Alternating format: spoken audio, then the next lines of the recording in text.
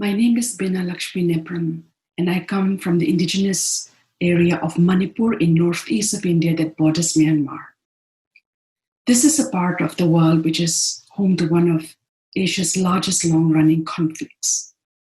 As an indigenous woman, we have been working in the field of peace and conflict reduction using the gender lens in the northeast of India for almost a decade and a half.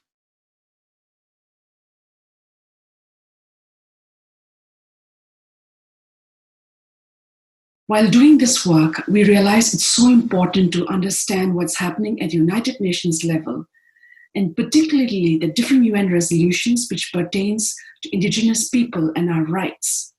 The UN Convention on looking at the indigenous people's rights, as well as the United Nations CEDAW Convention on ending all forms of discrimination against women, as well as the UN Security Council Resolution 1325, as well as the 1820, which looked at rape in conflict, has been some of the critical work that we have done to be able to inform our work at our local level.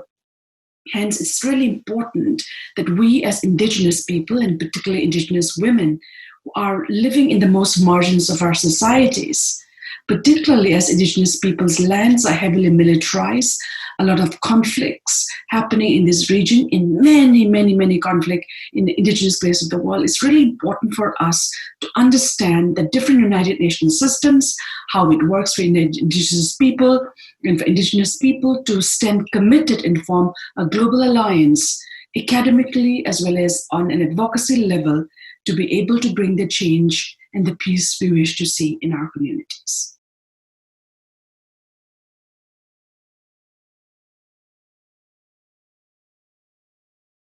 When we started our work on the issue of how do we bring, as women from the indigenous areas of Manipur in northeast of India, a place which has been home to more than 72 years of armed conflict, a land where there has been complete militarization, a land where our history has not been recorded in the textbooks of India.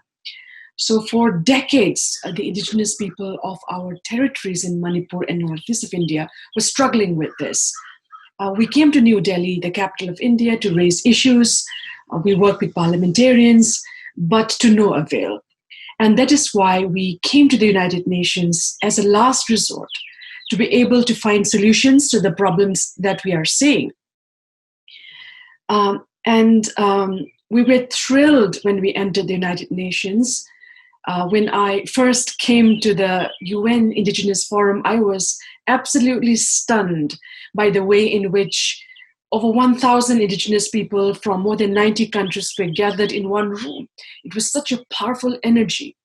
So to be able to enable us to do our work, it is really important to know what are the different mandates at the UN, different mechanisms at the UN, and how do we get it done there.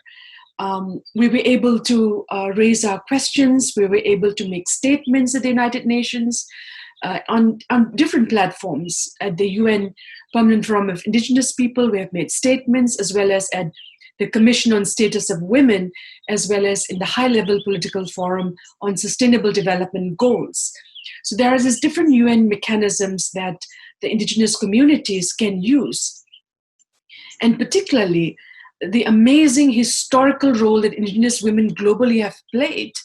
The starting of many of the indigenous women's movement, which started with 1995 Beijing, where they felt that their voices were even excluded from the global women's movement, how they came together at the United Nations, how they learned the techniques of negotiation, raising funds, getting inside the United Nations, to be able to get a resolution passed, to get the issue of indigenous women on the platform of the Commission on Status of Women.